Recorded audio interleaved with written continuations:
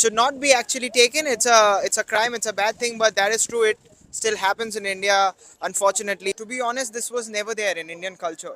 Almost all the civilization have had history of dowry. This is a dogma that's set up, like Indian girls have to pay the price. But even in Sanskrit, there's no word for dowry. It was never there. It has come actually from the British colony when they were trying to colonize. So it's actually part of their culture that came to India. That should be avoided and completely taken off from the Indian society. So when you get married, do you think your wife's family will have to pay this No, dowry? not at all, not at all. I am an educated Indian fellow, so my beliefs are completely against it. And even in history, the daughters used to inherit their mother's wealth called Stridhan.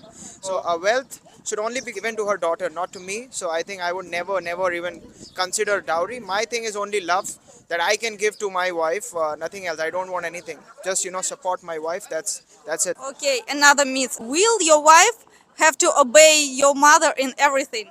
No, not at all. I mean, mom and wife, they are the wheels of the motorcycle of my life. So they both will be in balance, and I think they both will make the things work in the best way possible.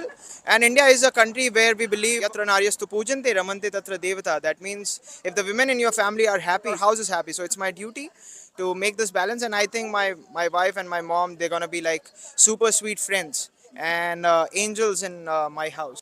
And would you like your wife to work?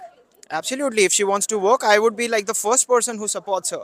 And to be her fan, to be her supporter in even like the world is against her, I would be there to support her. So whatever she wants to do, she is absolutely free. It's not like, she's marrying to me, so she has to obey something. No, it's like I am the one who's there to love her unconditionally and to serve her, to serve my family. As a man, I think as a Hindu man or an Indian man, that is our prime duty to keep the women, daughters, sisters happy and to support them, not to make them obey something. We are there to listen to them, right? Thank you. It's my pleasure.